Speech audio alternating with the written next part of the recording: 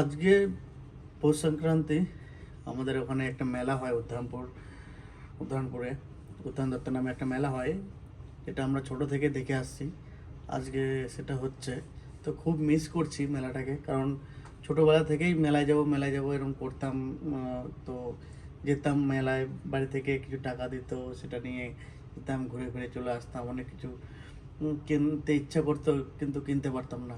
আজকে সেই জায়গাটা মিস করছি। এখন টাকা পয়সা সব কিছুই আছে, কিন্তু কিছুই করতে পারছি না, টাইম নেই, কিছুই করতে পারছি না, যেতে পারছি না, মন ছটফট করছে। সেই মেলাতে বন্ধুদের সঙ্গে ঘুরতাম, ছোটোবেলার কথা। নাগরদোলা আসতো, নাগরদোলাতে চড়তে ইচ্ছা করতো, পারতাম না টাকা পয়সার জন্য, আর বাড়ি থেকে মানা করতো। আরও কত খেলনা, কত কিছু উঠতো মেলাতে, কিনতে ইচ্ছে করতো, যেটা দেখতাম সেটাই কিনতে ইচ্ছা করতো।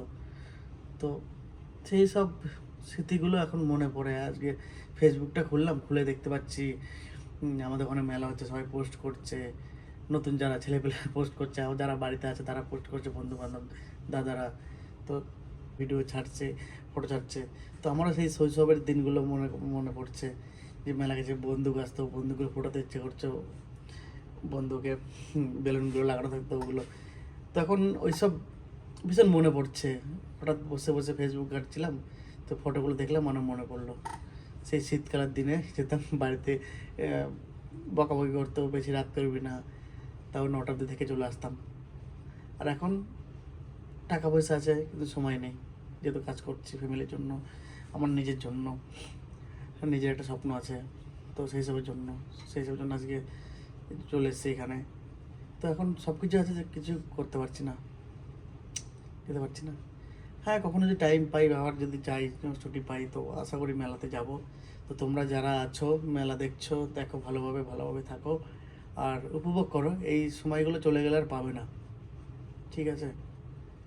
টাকা পয়সা জীবনে অনেক ইনকাম করতে পারবে, আমি পারছি, করতে হবে। তো সময়গুলো চলে গেলে না আর পাওয়া যায় না। হ্যাঁ, আমি পরে যেতে যাবো যখন, তখন দেখতে পারবো মেলা, সব কিছু বুঝতে পারছি, কিন্তু মিস করছি, এটাই মেন কথা।